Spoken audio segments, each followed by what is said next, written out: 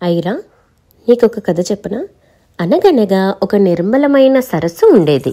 ఆ సరస్సు చుట్టుపక్కల అనేక పక్షులు అక్కడి ఒడ్డున గల చెట్టుపై నివసిస్తూ ఉండేవి. ఆ పరిసర ప్రాంతంలోనే ఒక బాతుల కుటుంబం కూడా నివసిస్తూ ఉండేది. తల్లి బాతు తన పిల్లలకు ఈత నేర్చుకోవడానికి మరియు ఆహారాన్ని వెతకడంలో సూచనలు ఇవ్వసాగింది. తల్లిబాతు పిల్లబాతులు సరస్సులో ఈత కొడుతూ ఆ ఒడ్డు నుండి ఈ ఒడ్డుకు తిరుగుతూ ఆనందంగా జీవించసాగాయి. ఒకరోజు బాతు ఆ ప్రాంతంలో నక్క వేటాడడం చూసింది. వెంటనే బాతు తన పిల్లల దగ్గరికి వచ్చి వాటిని హెచ్చరించింది. నా పిల్లల్లారా, ఈ ప్రాంతంలో ఒక నక్క ఉంది. మీరు సరస్సు నుండి బయటికి వచ్చినప్పుడు జాగ్రత్తగా ఉండండి.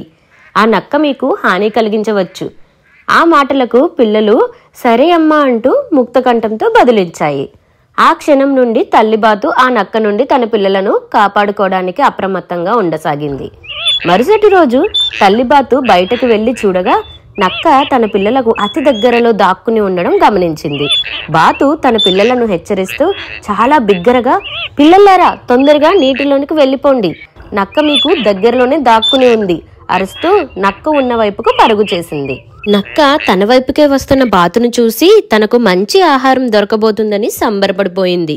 బాతు తనకు దగ్గరకు వచ్చే సమయం కోసం వేచి చూడసాగింది. బాతు సగం దూరం వరకు వచ్చింది. తన పిల్లలు నీటిలోకి సురక్షితంగా చేరుకున్నాయో లేదో అని ఒకసారిగా వెనుదిరిగి చూసింది. బాతు గాయపడినట్టుగా నటించి కుంటుకుంటూ నడవసాగింది. నక్క బాతుపై దాడి చేయడానికి ఇదే సరైన సమయమని భావించింది. నక్క తన పైకి వచ్చే చివరి క్షణం వరకు వేచి చూసి బాతు ఒక్కసారిగా తన బలాన్ని అంతా కూడదీసుకుని రెక్కలను త్వరగా ఆడిస్తూ నక్క పట్టుకోవడానికి ముందే ఎగిరిపోయింది.